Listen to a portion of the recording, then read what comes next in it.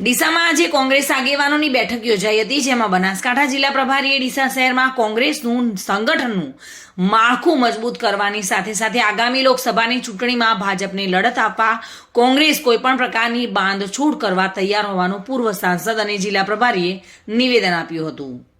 ડીસામાં જિલ્લા પંચાયત વિશ્રામ ગૃહ ખાતે આજે બનાસકાંઠા જિલ્લા પ્રભારી અલકાબેન ક્ષત્રિયની અધ્યક્ષતામાં બેઠક યોજાઈ હતી. આગામી લોકસભા, જિલ્લા અને તાલુકા પંચાયતની ચૂંટણીની તૈયારીઓને લઈને યોજાયેલી આ બેઠકમાં હાલ ડીસા શહેર અને તાલુકામાં સંગઠનની સ્થિતિ અને સમસ્યાઓ અંગે સમીક્ષા કરવામાં આવી હતી.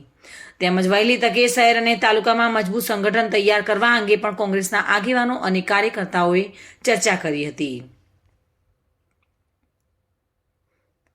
આ બેઠક અંગે જિલ્લા પ્રભારી અલકાબેન ક્ષત્રિયે જણાવ્યું હતું કે સંગઠન એ સતત ચાલતી પ્રક્રિયા છે અને સંગઠનમાં જે લોકો કામ કરે છે એ લોકોને મળીએ અને સ્થાનિક પ્રશ્નો જાણીએ. જે લોકો કામ કરે છે તેમને પ્રોત્સાહિત કરવા, તેઓની મદદ કરવાની જરૂર છે. તેમણે લગભગ 15 દિવસમાં ડીસા શહેર કોંગ્રેસનું માળખું અને દરેક વોર્ડનું માળખું બનાવવા માટેની ચર્ચા પણ કરી હતી.